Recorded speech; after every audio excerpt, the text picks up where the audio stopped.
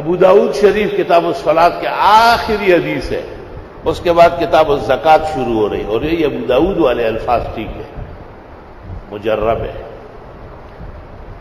ایک شخص نے شکوہ کیا کہ ہموم و دیون، بہت قرضے ہیں اور غم پریشانیاں ہیں۔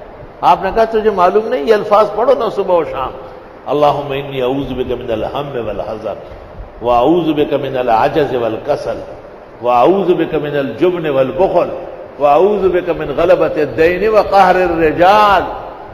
صبح و شام 10 مرتبہ پڑھو، زندگی بھر تمہارے پاس خزانوں کے آمد و رفت ہوگی انشاءاللہ، کبھی بھی تنگی کا منہ نہیں دیکھو۔ فجر کی نماز پڑھ کر اسی ہیئت پر سورۃ شورى کی آیت نمبر 19، اللہ لطیف بعبادہ یرزق من یشاء وهو القوی العزیز، کبھی بھی ناغہ نہ کرنا، دائیں ہاتھ کے پوروں سے 70 مرتبہ پڑھنا، اللہ تعالیٰ تنگی کبھی بھی نہیں دکھائے گا۔ اور فجر کی نماز سے فارغ ہو کر اسی ہیئت پر سورۃ شورى کی آیت نمبر 19 70 مرتبہ دائیں ہاتھ کے پوروں سے گنو، اللہ لطیف بعبادہ یرزق من یشاء وهو القوی العزیز۔ رزق کی تنگی نہیں دیکھو گے، ناغہ نہ کرنا، ناغہ کینسر ہے۔ سورج نکلنے کے بعد جب اچھی طرح شعاع پھیل جائے، یعنی دہات شمس، 4 رکعت پڑھو، پہلی میں والشمس، دوسری میں واللیل، تیسری میں والضحیٰ، چوتھی میں الم نشرح۔ انشاءاللہ تعالی اللہ ہمیشہ ضرورت سے زیادہ عطا کرے گا۔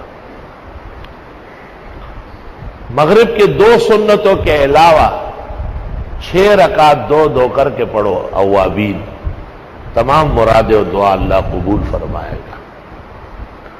رات کو سوتے وقت سورۃ ملک، الف لام میم سجدہ اور سورۃ ملک پڑھو۔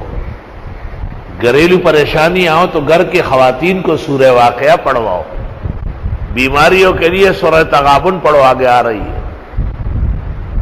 یہ سب خزائن اللہ نے ہمیں نصیب کیے، ہمیں مخلوق کی چاپلوسی کی ضرورت نہیں، ہمیں مخلوق کی دینی رہنمائی کی ضرورت ہے۔ الحمدللہ واقعی یہ پڑھ لی جائے ہر نماز کے بعد کم از کم 5 دفعہ، یا نماز سے پہلے، یوں 5 نمازوں کے ساتھ 25 مرتبہ کا عمل ہے، خیر و عافیت رہے گی۔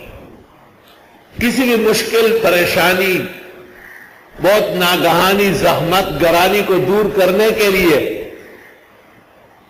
50 دفعہ پڑھ لیا جائے، نہ 51 اور نہ 49، 50 دفعہ۔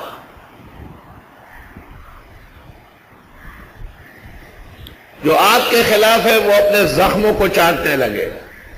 فَزَان بَاخْتَشِ تَانَ مُقْتَبَتِ بِغَمَشِ اللہم اصرف وجوہ الظالمین عنی، ظالموں کی توجہات مجھ سے ہٹا دے۔